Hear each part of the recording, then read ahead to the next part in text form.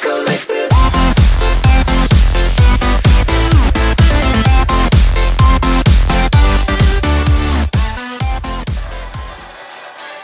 Alright guys, welcome back. I almost lost track of time there. I'm glad I didn't.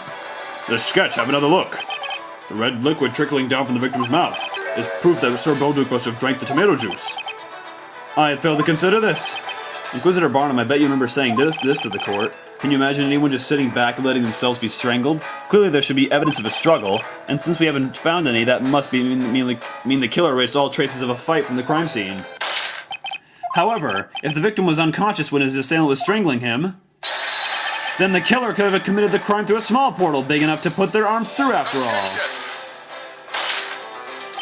That may be so, but tell me this, how would the culprit have managed to obtain such a strong soporific? Ugh. It was very simple, and I think you've realized why. From the alchemist. That's right, an alchemist would no doubt have a wide array of various medicaments in their possession, and an apprentice would have little trouble stealing some of them from their study. Isn't that right, Miss Grey Earl?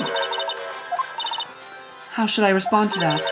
I'm sorry to disappoint you, may perhaps be the best way to put it. What do you mean? Even though that juice bottle has been safely stored for the past 3 months, I'm positive it would be impossible to find any traces of that soporific now. You wicked! This is unbelievable. Was it really the butler who did it? But everything she says holds true. She was pretending to be a boy. It's my sister to start with. Is she a witch? Oh my god! I'm gonna kill her.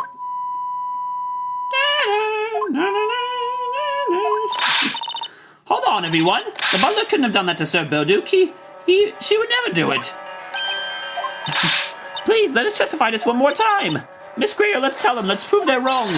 They have no idea how much you've done for Sir Belduc. Miss Mailer. Very well, I shall grant your request. Testify about the relationship between Miss Grail and Sir Belduc. Yeah. What he said.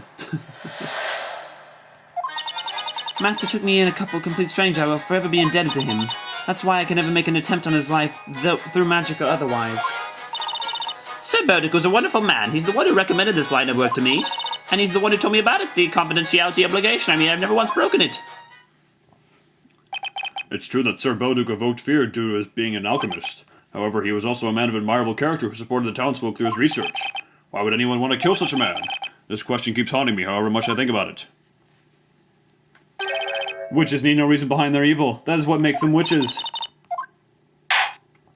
Now, the defense may begin its interrogation. A drink of water.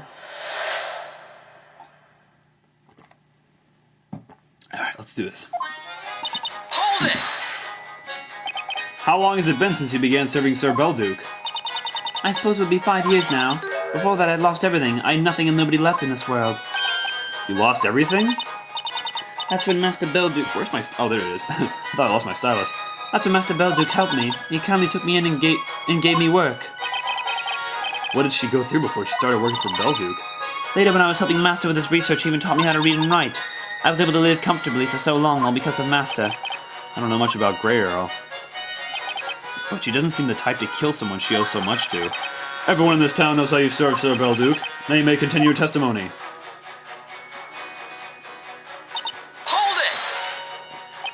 You're claiming you had no reason to kill Sir Belduc. Yes, you can ask whomever you wish, and I'm sure they will say the same. That is so. It is widely known that Jean Grey Earl was devoted to serving Sir Belduc. It's difficult to imagine that she could brutally murder her respected master. Indeed, I am of the same opinion. I visited Sir Belduc on several occasions to inquire about this piece of evidence or that. And I must say I felt there was a strong bond of trust between him and Miss Grey Earl. Do you still think you can come up with a motive? A motive? Jean Grey Earl's motive for murder. Grey Earl risked a lot to conjure up a small portal in the wall.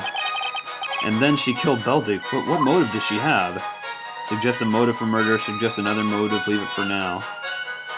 Let me see if there's any other options for another motive. I understand. The defense will present evidence.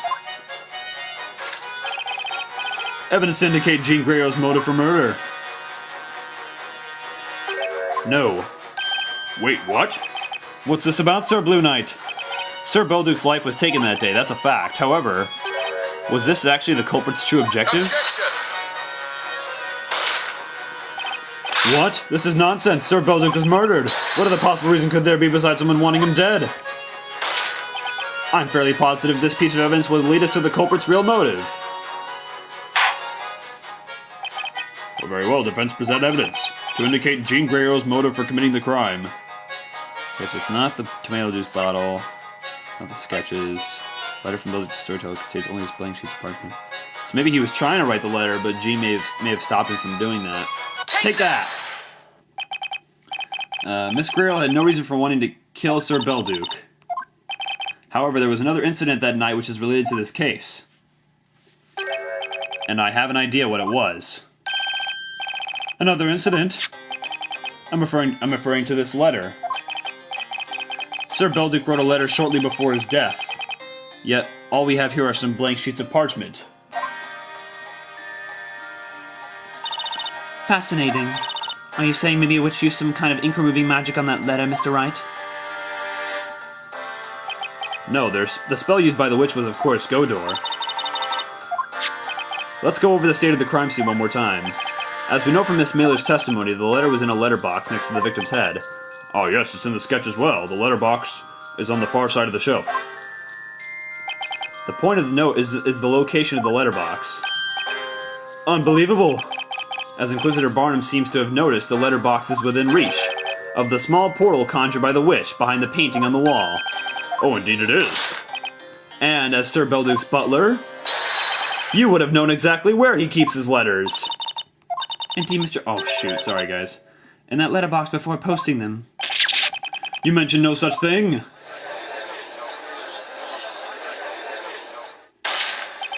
Miss Grey, you created a portal with Godor, not with the intention of killing Sir Belduc. You were after this letter, weren't you? That's merely wild conjecture. I didn't even know about that letter at the time. You didn't? Now that's very strange.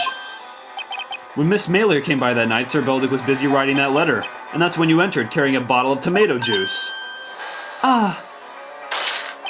There's no way you wouldn't have known that your master was writing a letter to someone, and you could have known even more than that. For instance, perhaps you knew what he was writing about.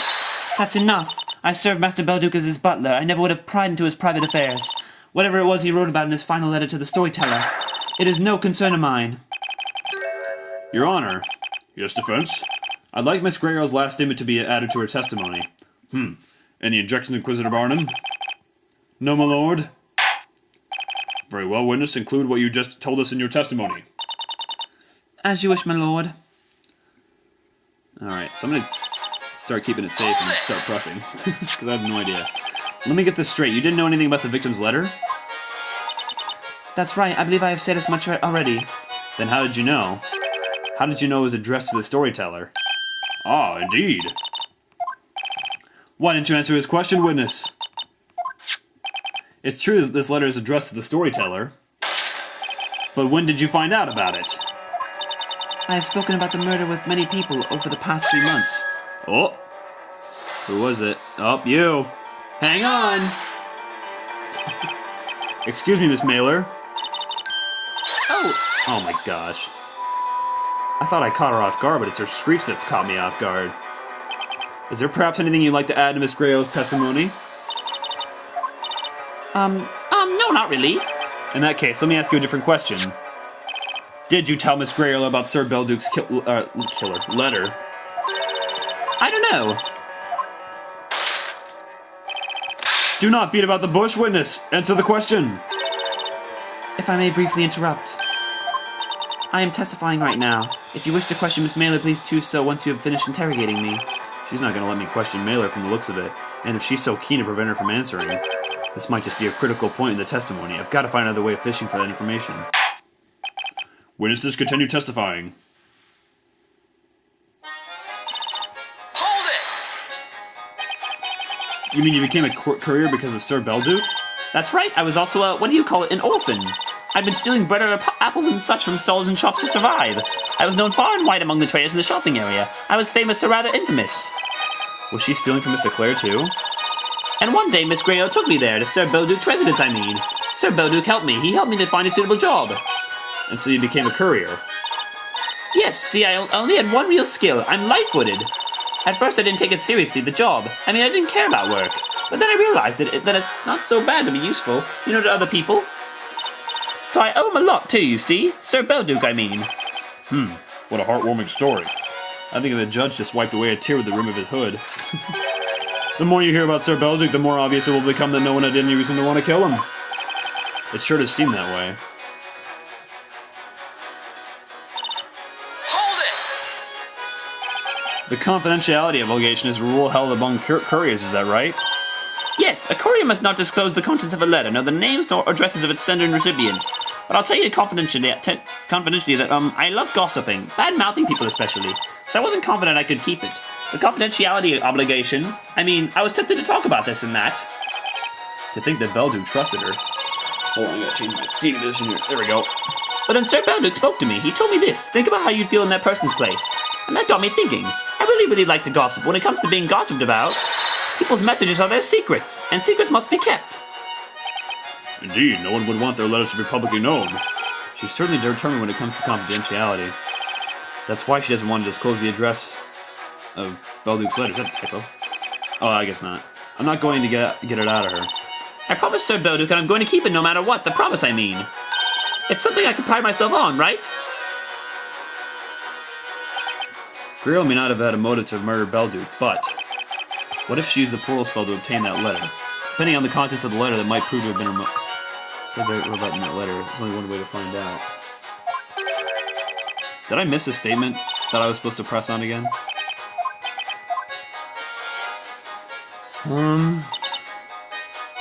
Did that one. Okay, so maybe I missed that one when it transitioned back over. Let's try that one again. Let me get this straight. You didn't know anything about the victim's letter? That's right. I believe I've said as much already. Then how did you know? How did you know it was addressed to the storyteller? Ah, indeed. We already did this, didn't we?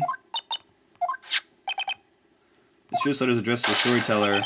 When did you find out about it?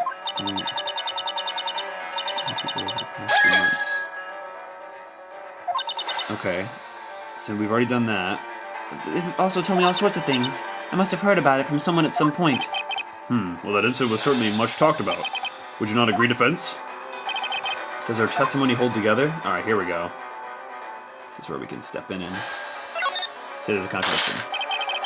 There is a huge contradiction in Miss Grayle's testimony.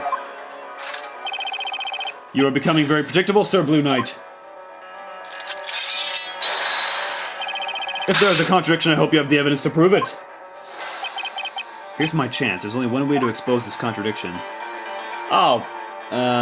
Well...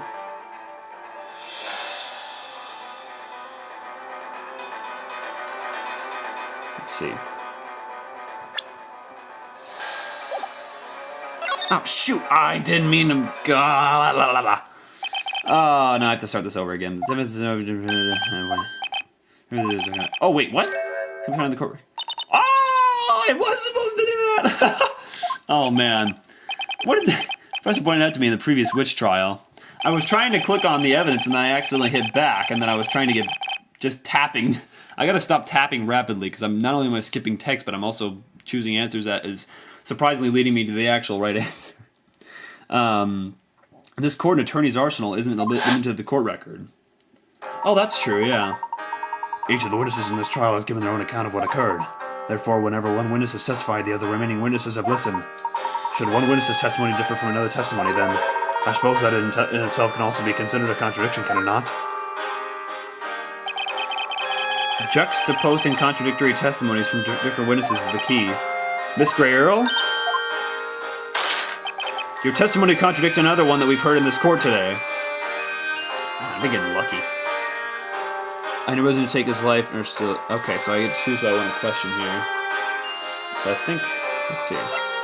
Blake was a wonderful... Took his life. Wonderful man. He's the one who recommended this line of work to me. When he told me about it, the confidentiality... See, this is what was kind of questioned. So let's go with Mailer first. Objection! Objection!